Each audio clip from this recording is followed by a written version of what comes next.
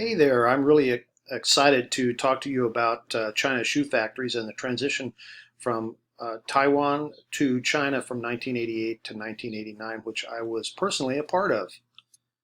Why did this happen? The shoe business transitioned from Taiwan to mainland China in the beginning of 1988 and was largely complete by the end of 1989. There were three reasons. The NT dollar, Taiwanese currency, appreciated against the US dollar, making shoes too expensive to manufacture in Taiwan. Second reason, young people did not want to work in shoe factories because they were hot and noisy. They preferred to work in hotels and restaurants where they wore starched uniforms and worked in air-conditioned comfort. Third reason, Jiang Jingguo, son of Chiang Kai-shek, on his deathbed and president of Taiwan, gave the okay for Taiwanese to travel to China to, quote, visit relatives. It was actually an excuse to allow them to legally go. So the first reason, currency inflation. The NT dollar, the Taiwanese currency, NT stands for New Taiwan Dollar, appreciated against the US dollar, making shoes too expensive to manufacture in Taiwan. It was a different currency than the renminbi, the currency on the China mainland. And here's a picture of New Taiwan dollars. Largest denomination was a $2,000 bill, which you have to divide by 31, worth about $180. So here is the historical Taiwan dollar rate. In 1984, it was almost 40. In 2018, it had appreciated to 30.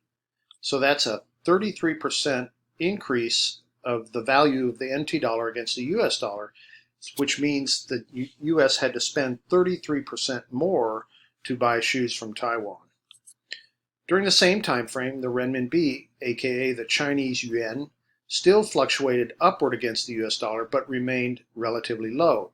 It's widely believed that China manipulated its currency rates to facilitate investment from abroad. And here's a picture of Chinese currency, largest denomination, the $100 bill, and you divide that by about 6. So these are the historical currency rates from 1982 to 1990. Okay, so in 1990 it was about 5.24. Today it's, last time I checked, was about 7 to $1, slightly less than double what it was in 1989. Under international pressure, China has allowed its currency to float freely in the market. So who wants to work in a shoe factory? Young people did not want to work in shoe factories because they were hot and noisy. They preferred to work in hotels and restaurants where they wore starched uniforms and worked in air-conditioned comfort. Here's an example, McDonald's. Another example, the Hilton Hotel. Pretty nice. This is the Howard Plaza Hotel, which was next door to our office in Taipei.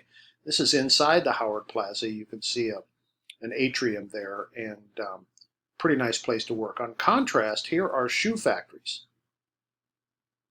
Okay, it's a worker working on Nike shoes. Rows and rows of stitchers stitching uppers. This is a guy cementing an outsole to an upper. Yay, we can now travel legally to mainland China. Jiang Jingguo, son of Chiang Kai-shek and president of Taiwan, on his deathbed gave the okay for Taiwanese to travel to mainland China to, quote, visit relatives. I'm going to stop there, and I'll take this up in the next video.